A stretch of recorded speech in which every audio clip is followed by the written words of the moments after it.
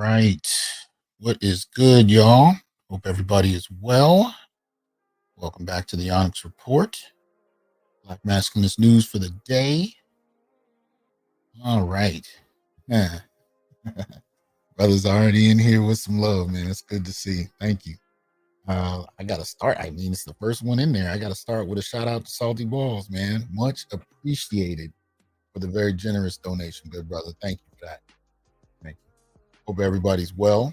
I see everybody in the chat kind of already know, right? Corporal Chaos, what's good? Marcus, Corey, what's happening? What's up, Donnie? Ron, we got LXST. Queen Kalila, hope you're well. Adrian, what's up? Supreme Pivot. John, what's going on? Joseph M. Lavo, what's up? Quenos. Amari, Riddick, Black Toxic Masculinist.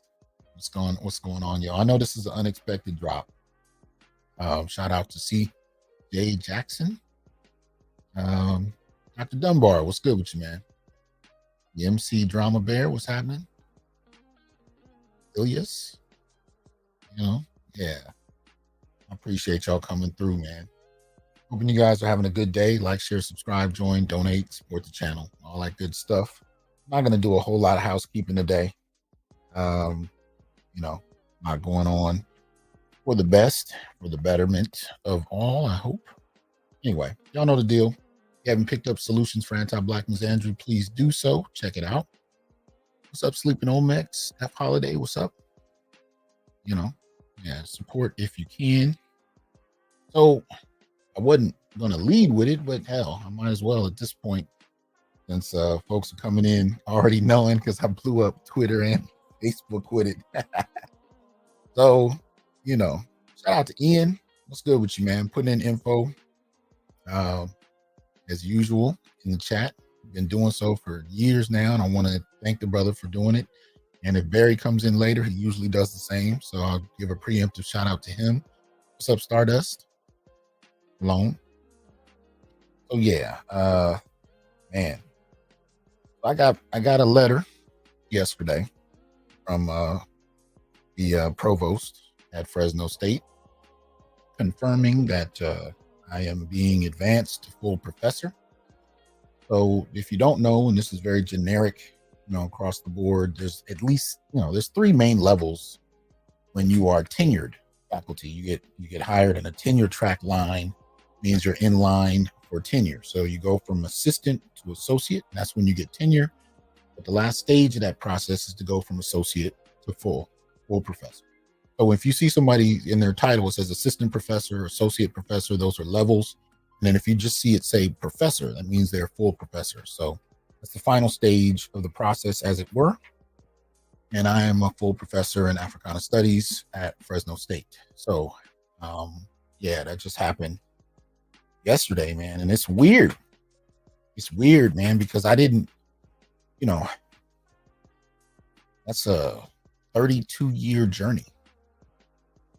So I'm holding, I'm looking at this letter. You apply for, the promotion in October, and they tell you you'll find out sometime in May. I got a little impatient. I think this was Tuesday. I got impatient. I said, look, I wrote an email. When are y'all going to tell people the results of the thing? The lady turned around. She wrote me back. She said, tomorrow at 8 a.m. I said, shit, I wasn't ready for that answer. I wasn't ready for the answer. And I thought I was ready for the results. But when she said that, I was like, I ain't ready. But then didn't sleep. And then I did, probably about 3 or 4, woke up at 5, stared at the ceiling for a couple hours, went back to sleep, woke up at 9. And I, went in there, opened up the letter. Didn't read it for a couple minutes. I wasn't sure which way it was going to go. And sure enough, they gave me the thumbs up on it. And I just I've been in a bit of a daze ever since, because, like I said, it's a 32-year journey. Started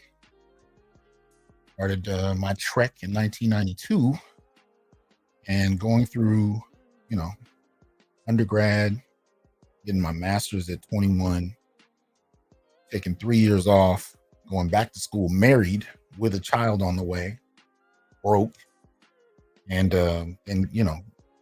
finishing the doctorate, dissertation, writing till 4 in the morning every day, you know, graduating, finding a gig, getting my wife a gig at the same time, and then going through the whole process of, getting tenure and climbing that ladder.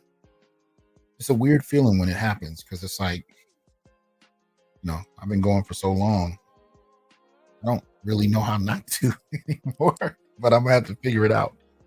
So this is what I was saying last year is there's been a lot of crossroads, all at once. My son finishing high school, going to college, finishing the book last year, being promoted, all of these things happening all at once is just kind of overwhelming in some respects. And I haven't figured out how to celebrate it, really haven't. But my son is coming home Sunday for summer, so figure something out. In the meantime, I'm just staring into nothing, tripping out on it because, I don't know. It's a weird feeling. I see all these these shows about dating, and all these women saying you gotta tell us what your ambitions are. We want men with ambition, and I'm like, yeah, I kind of achieved everything I wanted to, so I don't really have a lot to tell anybody as far as that's concerned. It's a weird feeling, but I really appreciate. See, I want y'all to understand how much I appreciate, you ones who supported this show, because I stopped publishing for about 5 years. I didn't stop writing, but I stopped publishing.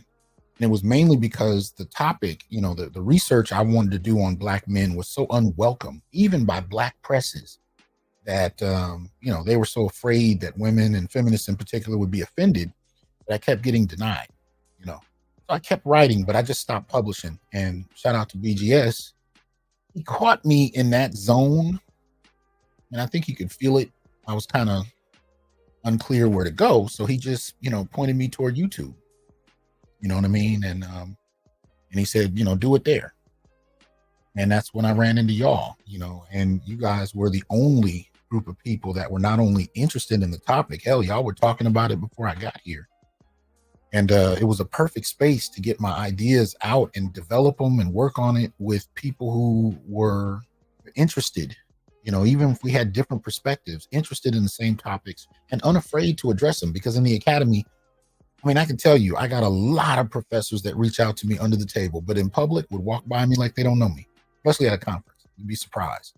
I've had them email me at the conference, and I don't see the email till I'm back in my hotel room, but they won't say hello in public because they don't want to piss women off.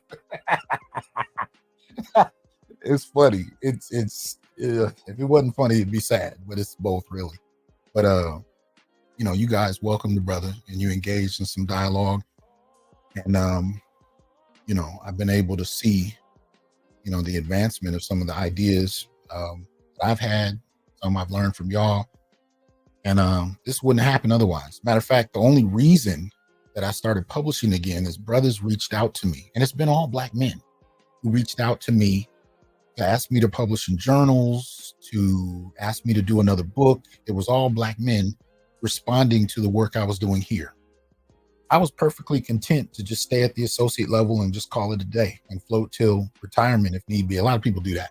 Once they get associate, they don't even really go for full. They just stay there and then retire off it. But if it wasn't for y'all, I wouldn't have kept pushing. So I want to thank you for supporting the channel, for supporting my work, for contributing to it. I can't thank y'all enough.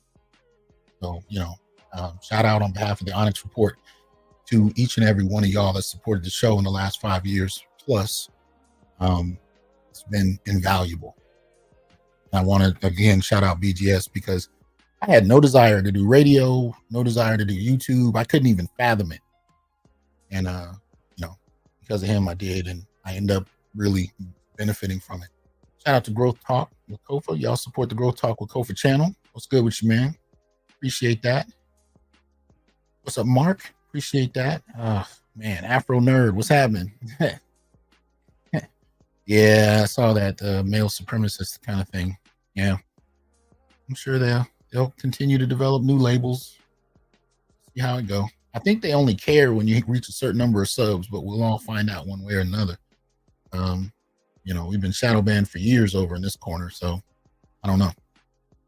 Matter of fact, I am I'm just reaching 39,000 subs.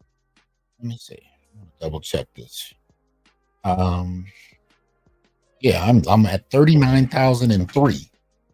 So I am on a campaign to reach 40,000 subs. So if you've not subscribed, I urge you to do so that we can get our numbers up over here. But yeah, so your boy got pushed through. So want to appreciate everybody that's supported that endeavor. And if I missed you in the chat, there's it's not personal.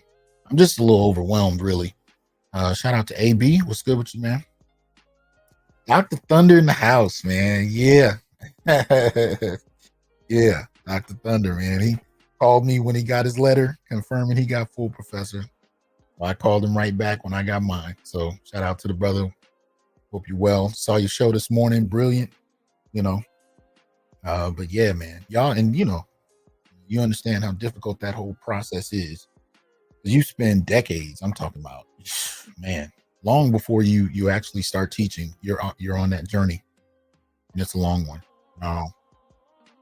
So yeah. So when my son comes through, be able to celebrate with him. Other than that, most of my people are online or at least 3 hours away. So I just wanted to thank y'all for that. But another thing I want to share is there is a new addition to the sword collection. Some of you on Facebook may have seen this, but if you haven't, well, here's the thing. I've always dug the sword in Antonio Banderas' Zorro movie. I didn't really like the sword. I liked more so the idea of it. I wanted to see him with a different one. So I just thought I would take a moment to share with y'all the newest addition to the sword collection. Let me see here. All right. There we go. Yeah. All right. So a little, a little Spanish rapier going here. Celebration of Zorro. I just thought you guys might enjoy seeing the collection expand a little bit. I don't have too many other ones, but I ran across the movie and I said, damn, I forgot about that one. Couldn't find the exact one from the movie, but I realized I didn't really like it anyway. So I picked up one that I thought he should have had, but I like it. So this is the newest addition to the Blade collection. We'll go with it. So this is the Zorro piece that is now being welcomed into the collection. So yeah, I'm running out of room. And hopefully it doesn't fall. I'm running out of room with these pieces, but I can't resist them sometimes. I know, Blood Crow, I got plenty of them, but I can't help it. Some of these joints are so beautiful. They're like works of art in and of themselves. I mean, if it's just about, having a blade, you could do that a lot of different ways, but look at them. It's just, I've always thought they were gorgeous. So yeah, we'll get to it when I get to it. It's all good. We're not going to be here long. It's going to be a short one. But I wanted to take my time to thank people and I wanted to share it with you. What's going on? So it is what it is. Shout out to Passport OG. What's good with you? Dante, what's up? So the newest addition to the family. That's real. What's going on, Dante? Appreciate that donation. Yeah. So had to get a few of those in. All right. So we're kind of going to cover a short topic and then we'll delve into the main topic. Like I said, we won't be here long tonight, but there's a couple things I wanted to kind of get through. So let me start out with the first one. So this is a short clip, and I hope I don't get hit with a copyright joint, but it's been happening lately, and it's my fault, but I can't help it. This is something I thought was interesting. So check this out. First up, and this deals with the question of, well, you'll see for yourself. Here we go. Men in prison are there over a woman. Oh, yes, they are. I remember when I was with Jim Brown and we did this thing where we would be talking to a lot of inmates. And one time we had about 60. We broke it down and everybody in there realized the root to why they were in prison was from a woman. Of that go conflict. deeper in that conversation. Some men think they girls gonna wait for them. They have phone time. Yeah. The girl to break up with that person on the phone. The guy gets so depressed. They don't talk about this, but this is facts. They hang the phone up, go to the top of the tier, and Yeah. That's where they cut it. I did not cut that. That's where they cut it. But we're looking at how we over rely on a woman's place in our world sometimes. And this has more to do with where we place them in our lives than their behavior, believe it or not. I want to show you why I showed you that clip, right? Even though that's dealing with prison, it's still engaging the question of suicide, which we talk about on this channel quite a bit. And I also talk about in my book. But the reason I showed that was to show this one. This one actually is based here in Central California. This occurred not but a few days ago. And this is a standoff that a young man chose to have with the police in response to something very similar. Check it out. No, I don't want to shoot you. That's the thing. Go out there. No, That's you're the gonna thing. shoot me. You're gonna shoot me. This is how it ends. This is what you wanted. This is what you wanted. Max, This man just found out his wife cheated on him, and that his baby might not be his. You ready for this? hey bro, don't do it. Dude, Take a look at the tragic consequences of this situation as the disagreement turns deadly. Max, stop. This is what you wanted. This is what you wanted. Hey dude, I need you to realize we can talk it out. No, we can't. Why can't we talk it out? Do it for your daughter. Do it for your daughter. They're Please do your research. Okay. My daughter, I don't have a daughter. Okay, then I I'll wish I had try. a daughter. But this shit I on need me you from school. Alright, Her that guy, goddamn but I way. need you to realize. Yeah, that guy. This is what I want to do Then to just him. drop it. But I'm Then gonna do just it drop to you it. or him. You guys decide. Drop it, dude. I'm telling you right now. Drop it. Don't Shoot. do this. I Shoot. don't want to shoot No, you. it's done. I don't I want seen to shoot this. you. I It's do done. not. This is what you wanted. Stop it. This is what you wanted. Pop it, dude. This, You I ready don't for want this? it. I don't want to shoot you. You don't want to Stop. shoot me, then why the f you doing this? Because you have a scissors, bro. Then why the f you doing this? We came here just to check up on you. Shoot You me. need to get back, This is bro. done. This is done. Man, sit down. This is Sit done. down. No, you decided that. I gave you everything. I gave you everything. And this is like pay. Come on, Max, we can talk this out, bro. No, we can't. My guy. No, we can't. No, we can't. Come on. We Hey, can't man. talk now. Why Was I talking can't to you or you on the phone? Who was I talking to? Stop! Max, don't do this, bro. You we? can't. Don't do this, bro. I don't want to have to do this. You're gonna do it, my guy. It's gonna be a learning curve for you. Please. Have you shot anybody before? Max, Have you shot anybody before? Listen. Have you shot anybody before? Listen. All right. Have you shot anybody Is there before? anything I'm doing wrong to No, get you you're not doing mad? anything wrong. So Have why- you shot anybody before? Max, don't do this, bro. Dude. Have you shot anybody before? Max, don't do Today's this. gonna be the day. Hey, you need to stop. Today's gonna be the day. Max, don't do Dark. this. Today's Stop. gonna be the day. Max, stop, Today's gonna dude. be the day. Today's gonna be the day, guys. No, it's not. It doesn't have to be It's today. gonna be this way. It's It gonna doesn't be have this way. to. No. doesn't- No. You do not know It the doesn't. struggles that I went through.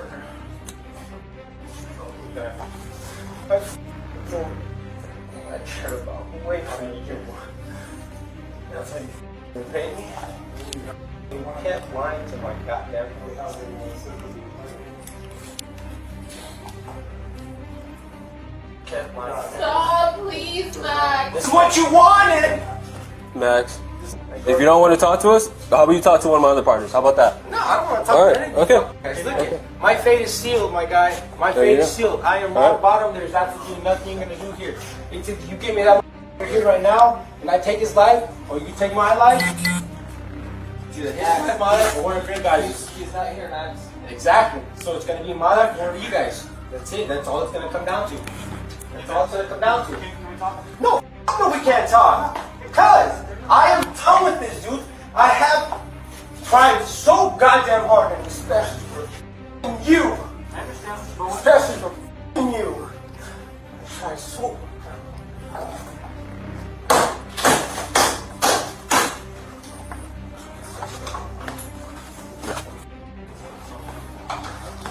Where you Hey, going? wait. All right, I get that. No, All you right. can call it that way. I'll let you go out that way. You want to let me go out? Yeah, I'll let you go out. She has to come out with me, though. Yeah, I'm not gonna hurt her. That's my boy's mom. I'm not gonna hurt her. Okay. I'm not gonna hurt her. Let her You go know then. about her about her. Okay. It's just, you wanna go out there with them? I want you guys to shoot me in the same No, I don't want to Okay. shoot you. That's the thing. Notice how clear he is on how he's not going to hurt her, even though she's the supposed source of his pain. And I'm not suggesting that he should, but I'm just noting how clear he is about what he's not going to do versus how he's going to treat himself. This is essentially suicide by cop. Go out there. No, That's you're the gonna thing. shoot me. You're gonna shoot me. Get out. Stop. Get out. Get out. You know. Please don't Wait. hurt him. Stop, dude. Stop. According to Chief Paco Balderrama of the Fresno Police Department, the suspect was upset, had been drinking, made comments that he wanted to end his life at some point, and sadly he involved the police department. As 33-year-old Max Sosa left the apartment, an officer fired a taser at him, but that did not stop him in his tracks. An officer fired at him, and the young father of two sadly passed away. This is how it ends. This is what you wanted. This is what. Follow Daily Mail for more. So, now as usual, what I'll say first out the gate, the National Suicide Prevention Line is right there. Make sure that if you are at all in any place like this, where you are thinking about hurting yourself or eliminating yourself, make sure you call. Make sure you call 1-800-273-8255. Get some support as soon as possible. But what I also want to say, because I saw a couple brothers saying in the chat, they've been there. They've been there. A lot of us have been there. And it's an irrational place. It's a place where you're, making decisions out of pure rage, pure frustration. It's never a good sign.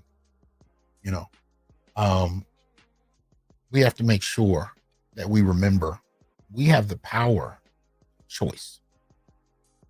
We have the power of choice. And it's hard to remember that in the moment with such intensity.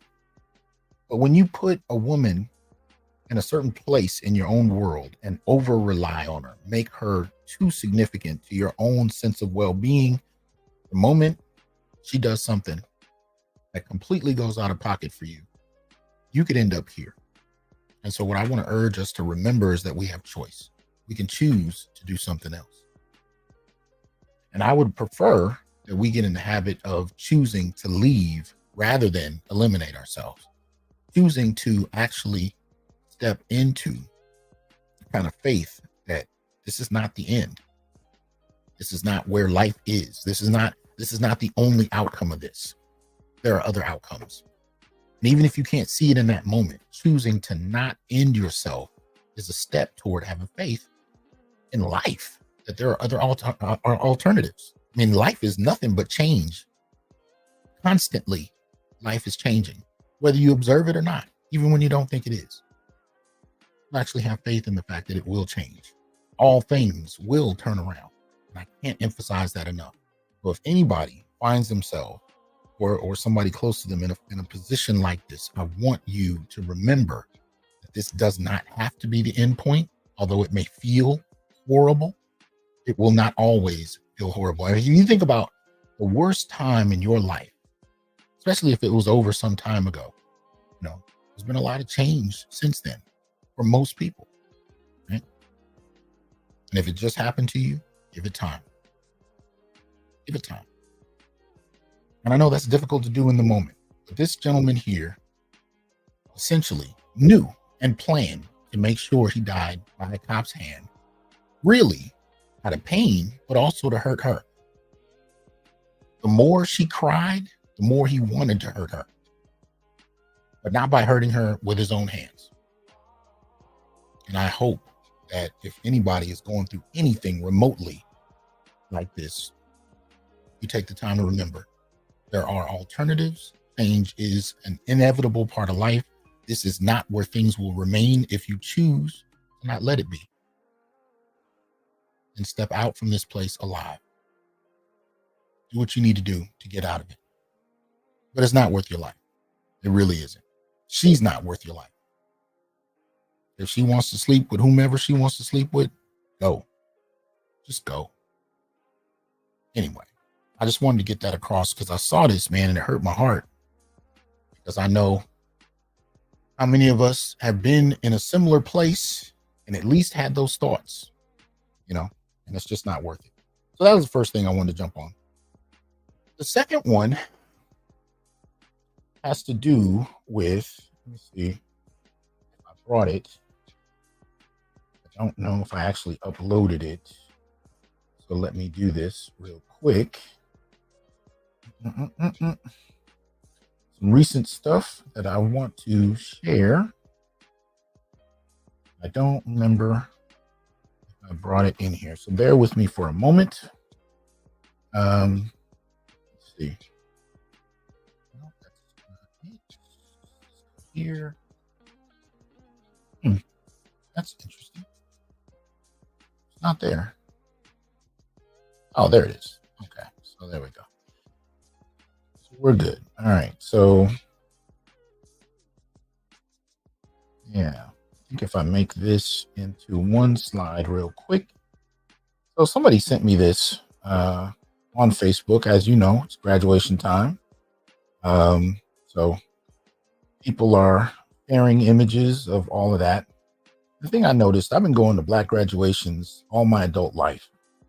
And one of the things I noticed was that numbers for men were always significantly lower.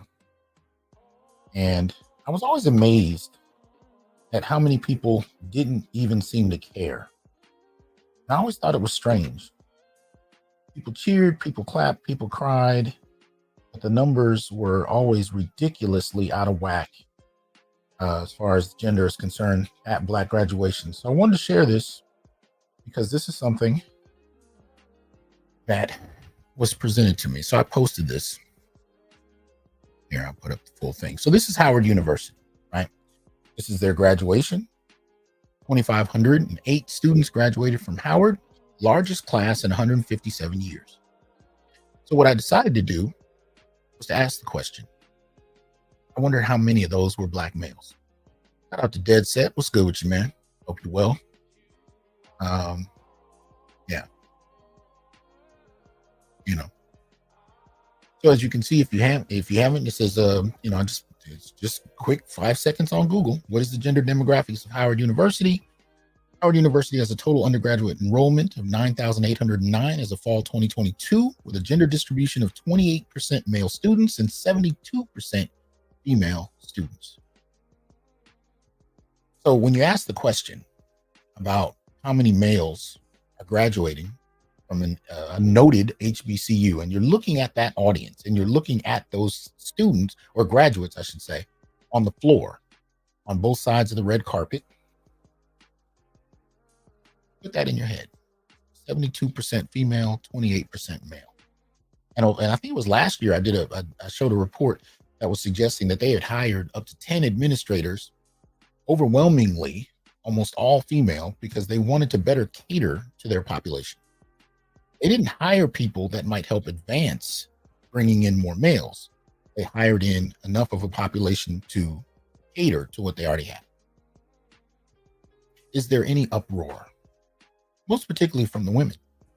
Is there an uproar about the lack of males? What are they doing? Is there a major push? But y'all tell me. If you even had a department, let alone a university, that had 72% males versus 28% females, what would the response be? Most particularly from women. See, men, I don't hear complaining about this. I don't. Not in any great numbers. But I can tell you from direct experience, if these numbers were reversed, women would burn down a damn university over it. I've started programs for males, even though the women have had programs for years prior. And the first question I get, even from other men, is what about the women? I can't tell you how many times this has started. I've started programs for boys, for K through 12, for college. I've even started graduate programs, to help, build Black males' position, the status, attract more to whatever university I was attending. And the response I always got from women and men was, what about the girls? What about the women? I've had people ask me at professional conferences where I'm giving presentations on how effective, or at least the status of whatever program I developed. The first question I would always get is, well, why didn't you design something for the girls? If the girls are graduating at 70% and the boys at 30, the most I would get in response is silence. Never a formal retraction, never an acknowledgement that males can actually need support. None of that. Right? So I wanted to kind of show this because the article I want to cover actually goes backward and starts. So this is kind of the end point as far as college graduation is concerned at Howard. But let's see. Let's actually deal with an article that kind of takes us to the beginning. So this you can find on diverseeducation.com. And let me see if I can enlarge that here. There we go. All right. So it's called Innocence Denied. This was written on May 3rd of this month, right? By Donna Y. Ford, Eric M. Hines. I have a lot of respect for Donna Ford's work. She does a lot on youth and education and has a good position on Black males. But it's called Innocence Denied: Elementary Black Boys Under Surveillance and Inequitably Disciplined Again. Right? She starts with a piece about a young man named Kazam, a 5-year-old kindergarten Black male. He is happy and energetic. However, his teacher often has to tell him to sit down and stay on task to do his work. He's what Boykin calls vervistic. Rather than trying to understand his learning style, the teacher assumes he is acting out and defying her directions. She writes a referral, and Kazam ends up in the office with the principal and being reprimanded for his behavior. He is required to serve 1 day out of school suspension to learn his lesson. Right? So she continues. Research on racism, anti-Blackness, deficit thinking, adultification, right? Kazam's story is by no means unique, which is quite unfortunate. To state the obvious, this is troubling, unjust, and must change to improve the educational experiences of Black students. So the reason I'm talking about this in relation to Howard University is Howard is the endpoint, right? Howard is the endpoint. The beginning point to answer the question, why there are so few males, even against the degree to which Howard and other such universities are actually going out and robustly attempting to bring males in, is something that starts much earlier. I mean, I'm sure this is common sense for most of my people, my supporters of the show, and a lot of others who are in education, but it still needs to be stated for the record because it's easy and interesting how quickly we can forget the basics as soon as we stray from the data, right? So it says, to state the obvious, this is troubling, unjust. Okay, in a new 2024 report, the ongoing excessive and inequitable over-disciplining of Black students, especially boys, is discussed. And I'm glad she made that differentiation, because usually this is what I mean by flat Blackness in regard to gender. When they talk about issues that really overwhelmingly focus on Black males, what you'll often see them do is talk about Black children and kind of sweep over that. Now, if it's about girls, they'll explicitly say girls. But if it's about boys, they'll often just use generic language like Black children. There's a subtext to it. The idea behind it is that if we focus on the boys, this is a dig at the girls. This is what Scott Galloway was talking about. And I will be doing a part 2 to that, soon. It'll actually probably be in the next couple of days. But he was right. He said, the way women, particularly feminists, tend to look at it, if you focus on the boys, it's seen as a direct dig at the girls or the women. It's seen as something that's going to hurt them or cost them.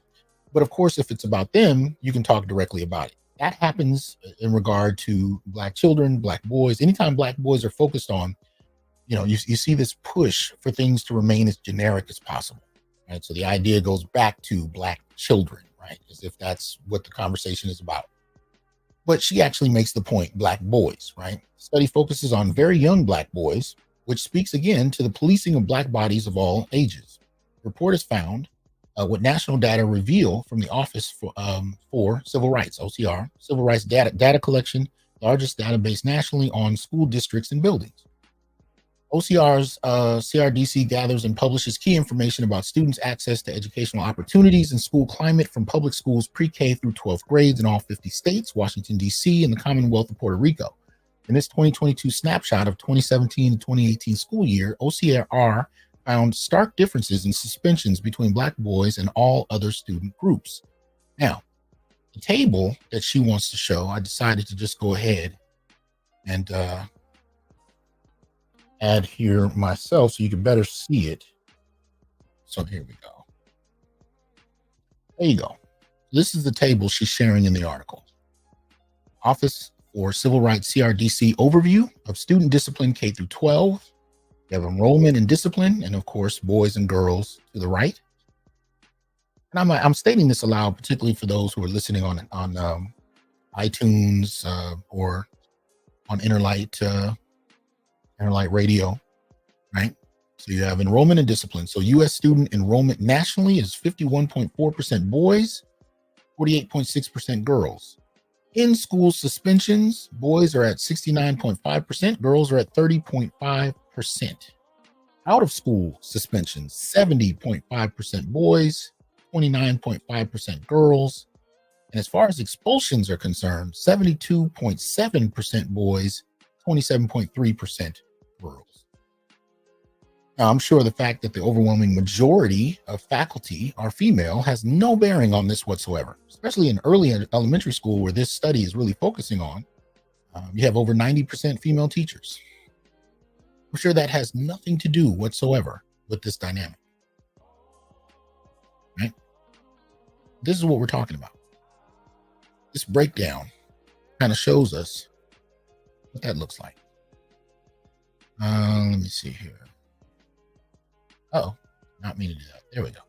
So getting back to the article here. Okay.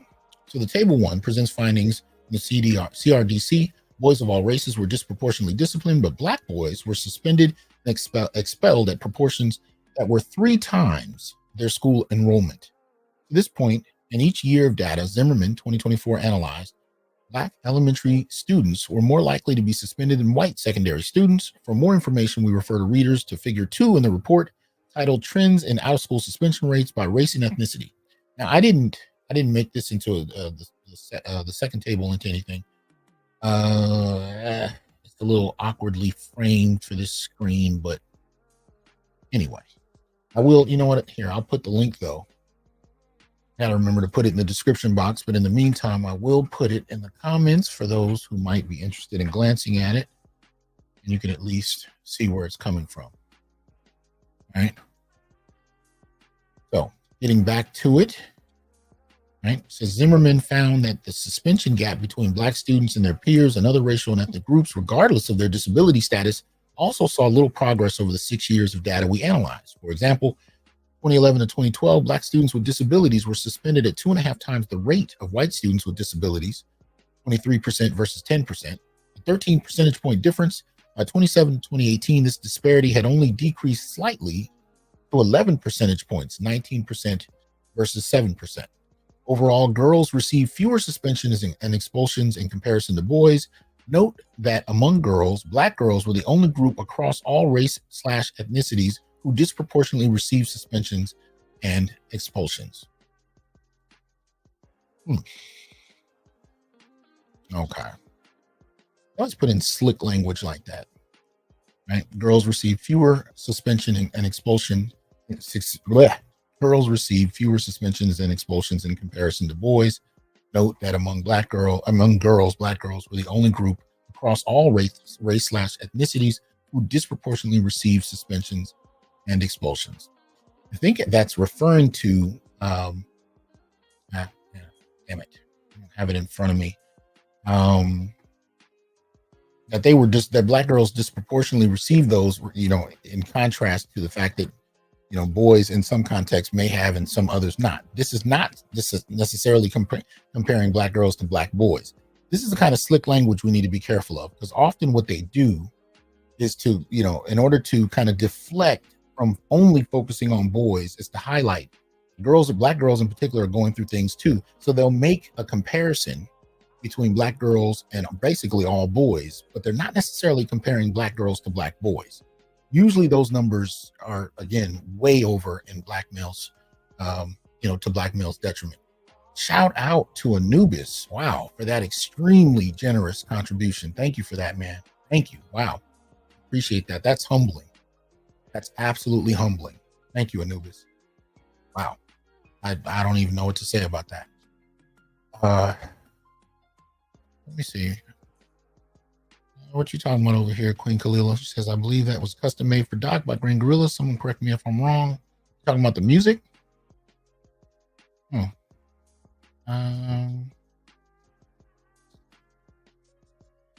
Oh yeah. Yeah, that is definitely custom made by Green Gorilla to my specifications. The brother did it brilliantly. Shout out to Yisrael Malachi. Thanks. I appreciate that. Thank you for that donation. Let me see. If you put a notation CNG 215, if you put a notation in the comment section after the video post, I can give you the link because I don't have time to pull it right now, but there is a link to that song. So if you're interested, make sure you put it there and I'll show it to you. Anyway, continuing on. These two passages from the U.S. Department of Education and Justice speaks volumes about racial inequities. U.S. Department of Education and Justice departments share with educators around the country the goal that all students attend schools where they are supported, safe, and able to access an excellent education. School environment that is free from discrimination is essential to meeting the goal.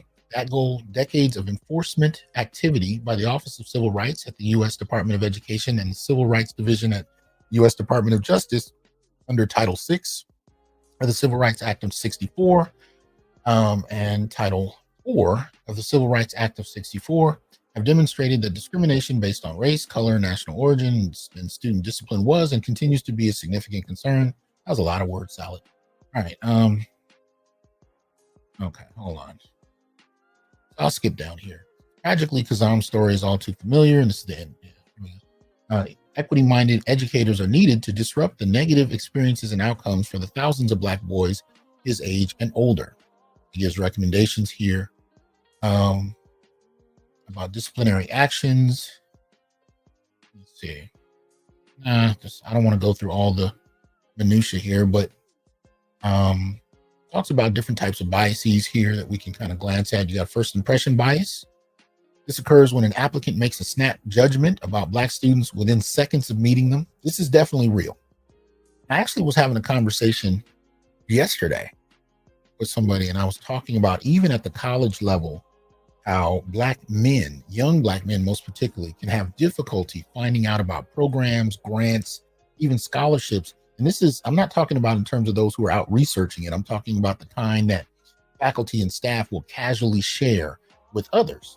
And her comment to me was, well, that's because they don't, work hard enough to, talk to the professors and communicate with them. And I was like, well, I don't think you really understand what kind of subtle hostility and even practice in terms of just habit can take place when it comes to excluding Black males. I've seen this going back to middle school, actually elementary school. I've seen how Black males can easily be left out of the conversation. It can be something that faculty and staff will share with students in the hallway or whatnot, but even in class or a setting where they could share it with everybody, they actually wait to share it with those they're familiar with. And often they choose not to extend that to Black males.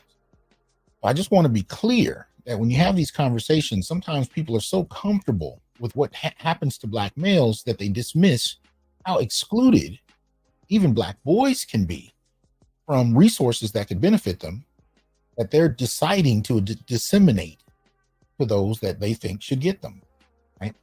So that first impression bias can change what information is presented and to whom based on how people see you, right out the gate. Affinity bias, the tendency to want to work with students we like, students who are like us culturally, and families of students who we can socialize with, right?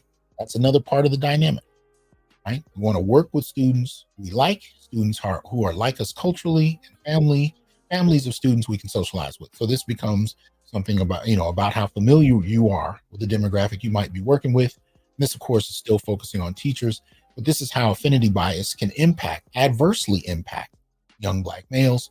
Stereotype bias. This occurs when the candidate believes that students have specific traits because they are a member of a certain racial and cultural group. right? And this can also be compounded when they see non-traditional behavior in the classroom. My son was like this. I talk about this a lot when it comes to boys and education. Testosterone changes the game. Boys are very tactile. They want to get up, they want to move, they want to pick things up. And the best forms of education for young men are styles that include activity as part of the learning process, right? That's part of the dynamic, right? You got to include activity rather than keep asking for boys in particular to just sit and wait. And this is one of the reasons I disagree with Scott Galloway and Richard Reeves about boys starting school later because of a neurological difference in development from girls. No, I think actually you just need to put them in environments that anticipate typical male behavior and include activity in the curriculum itself and in the means of distributing that curriculum. That I think that needs to go into that as a process, as opposed to punishing boys by either hyper disciplining them or not allowing them to start school because they don't learn like girls. And that's a whole different dynamic. You got contrast bias, the tendency to compare one student or a group of students to each other, right? Gender bias, the influence of gender on the assessments of students, e.g. sexism. See, the tricky one about gender bias, however, is it's rarely applied to boys, right? Even though boys are disproportionately suffering in education, most particularly K through 12, but even through college, really. Gender is still considered synonymous with girls and women. Maybe LGBT now in terms of these questions of gender identity and whatnot, but boys, most particularly heterosexual boys, or at least those that we assume are, if they're too young to even be having conversations about sex, they tend to be the ones that get ignored. So when things adversely impact them, nobody talks about it, and we don't really know how to deal with it because it's not considered sexist unless it's a girl or a woman that's being adversely affected. So we have to actually be able to include boys in the dynamic to really assess what's going on with them. Race bias, the tendency to treat non-white students differently in class and assess them as less competent when the same qualifications are presented by white students. In the last number of years, and it just happened again the other week, they're releasing data and video about teachers who are adversely treating Black students, and most particularly Black male students, by interpreting their behavior as problematic when they're not doing anything above and beyond what other students are doing, right? But it's automatically being interpreted as a problem, despite the fact that they're not doing anything different. You got the halo effect and the horn effect, right? This can happen when teachers overly focus on one detail of a student's background: hometown, neighborhood, zip code, academic history, personal background, family characteristics in regard to income, education, and structure. The halo effect is when one focuses on one positive detail. The horn effect is when one focuses on one negative detail. Anti-bias and anti-deficit training. Given the above, it ought to be clear that anti-bias training is essential to undo race-based deficit thinking.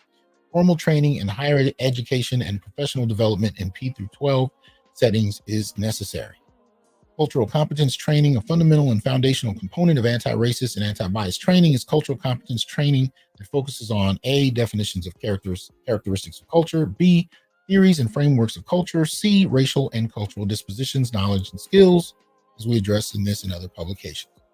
Well, something I would add to this is it's not just about K through 12 education. I would also include gifted programs. And so we know that boys, Black boys in particular, are overwhelmingly sent to special ed, most particularly due to behavioral interpretations by faculty. But what we also need to talk about is the extent to which gifted programs, Black children and most particularly Black boys are not, identified as, being worthy of being in gifted programs. I've seen this happen with my son. I know I went through it when I was in elementary school. There's a difference in who gets picked and who doesn't. And I think in many ways, this goes back to other forms of bias. Gender bias is definitely a factor. Race bias is definitely a factor. Stereotype bias, all of these biases can play into it. First impression bias, affinity bias, all of these forms of bias can play into it. And we need to keep that in mind, not just in terms of how they're treated in their regular courses, but in terms of denied opportunity for gifted programs, or college track courses, right? So you have a kid with good grades who doesn't get sent to special ed necessarily, but isn't put into the most competitive and the best courses that would, kind of promote his standing as it relates to college. If that's something you're interested in, making sure your child can eventually go to, if you're not getting them into those college courses. And if the teachers are not recommending them, especially on the basis of bias, this can adversely affect your child very early on. Right? Racial battle fatigue. Now, this is one concept created by a friend of the show. He's often in here, Dr. William Smith out of Utah. Comes in the comment sections and usually gives us a word of support. He is the creator of the concept of racial battle fatigue. Says it is emotionally exhausting to read another study which found again that Black boys are found guilty just for being Black and male, regardless of age. We believe that adultification is operating with Black boys, including Kazam. He, like far too many boys, are viewed as older and less innocent than whites. Moreover, they are dehumanized. All of this is another clarion call for administrators to stop the inequitable disciplining of Black boys. This means looking for patterns from teachers' disciplinary practices by students' race and gender. We know that Black students are disciplined more than all other racial and ethnic groups. We also know that Black boys are the most targeted, intentionally and unintentionally, consciously and unconsciously. Explicit and implicit biases from teachers result in policing these students along with adultification. Okay. So there you go. So Donna Ford, Distinguished Professor of Education and Human Ecology at Ohio State. Eric Hines, Professor in the Division of Child, Family, and Community Engagement at George Mason University. Now, the other report that they were referring to, only take a second. I'm going to put this link in the chat as well, but there is an article about it. You can see it there. This is in jbhe.com, right? Study finds elementary school teachers more likely to discipline Black boys than white peers. This is dated February 26th of this year. The new study led by Calvin Zimmerman, the O'Shaughnessy Assistant Professor of Education at the University of Notre Dame in Indiana. And he's found that elementary school teachers, regardless of their own race, are more likely to engage in disciplinary behaviors with their Black male students compared to white male students. Dr. Zimmerman conducted this study to investigate the disproportionately high rate of disciplinary outcomes of Black male students compared to other racial and gender subgroups. His research was carried out through a 2-year observational study of a group of male students from kindergarten through first grade. Right? So I will put the link in for that. And if you're interested in examining the actual study, information should be right there for you to pull that out. So I just wanted to kind of emphasize that this is still going on and it has never stopped. The attack on Black boys is still quite evident. I wanted to point out that we of all people need to be aware of it. We need to still call it out and we need to protect our boys. Most particularly to you fathers out there, but uncles, surrogate fathers, the whole deal. Make sure you are a presence in your boys' lives, and that on some level you're active at their schools. Because I do notice they're able to pull this off when they have parents who are a bit withdrawn. I will pull up a sleeping bag and be right there in the class as much as possible, and that's what I did. And that kind of forced the teachers to kind of address my son with a different concern rather than just what they can get away with. And that's not something everybody was able to do. And I had some help as well from colleagues. I had help from, past lovers. I had help from people who were involved in my son's life and tried to contribute positively. And I really appreciate the help that I got. But we have to find ways to continue to do it because this has not stopped. It's never stopped. And many of us in this chat can speak, can tell stories about the shit we went through. You know what I mean? So I just want to highlight the same stuff you went through is still happening and more. I just wanted to kind of get that out there and urge us all to continue, or else we're going to continue to see this, the kind of Howard University effect continue, where We tend to see our boys starting out. And here's the thing. I'm not saying that college is the only way to go. I'm not saying that graduating with a degree means that your life is going to be great. And if you don't get one, your life's going to be horrible. It's not what I'm saying. What I'm saying is I want to see Black boys have the option. I want to see them choose what they want to do and be able to go do it. And if they're being adversely affected by the time they're 3, 4, 5 years old, you can't even get their foot in the door. This is impacting choices before they even get in the game. And we have to protect them to the greatest degree we can. Because although this data is coming out, a lot of people don't talk about it. By the time it reaches the college level, when you're looking at who's not graduating, a lot of people aren't going to say it out loud. But shout out to Donna Ford. Shout out to Eric. Let me get the brother's name right. I don't know him personally, but shout out to Dr. Eric Hines as far as this. Shout out to Dr. William Smith. Shout out to Dr. Alvin Zimmerman, right? So just in that article, in the 2 articles I showed you, you have 1 Black woman and 3 brothers who are putting out research trying to help boys. So I just want to embellish on that. And I don't know who's listening to this, but hopefully we can all find ways to contribute in some fashion to improving the state of affairs for boys. And going back to the beginning of the show, developing support systems to support other men who are going through things that can end up leading to self-deletion. So that said, I know it's a sour topic, but I wanted to make sure we cover it. And I really want to extend to all of y'all a thank you once again for contributing, for supporting, for, continuing to have the discussion. Shout out to Greg and Ian for the Cash App donations. I appreciate that. And I hope I didn't miss anybody else, but I think I missed a few people. So shout out to a split Jim. It says full Professor Tithe. Appreciate that. Shout out to Lewis. You need a battle mace. What makes you think I don't have one? Not everything makes the show. But there is a difference between the ones that are based on movies and collectibles and then the ones that are for actual use. Yeah, I don't put those on the wall. But anyway, yeah, so I think I got everyone else. But again, much appreciation to Anubis and that extremely generous contribution, as well as Salty Balls, alongside everybody else who contributed. It is much appreciated. Continue to support the show, and I will holler at y'all soon. I'm going to go try and figure out how to celebrate, but honestly, I truly don't know how. So if y'all have some ideas, let me know. All right, peace.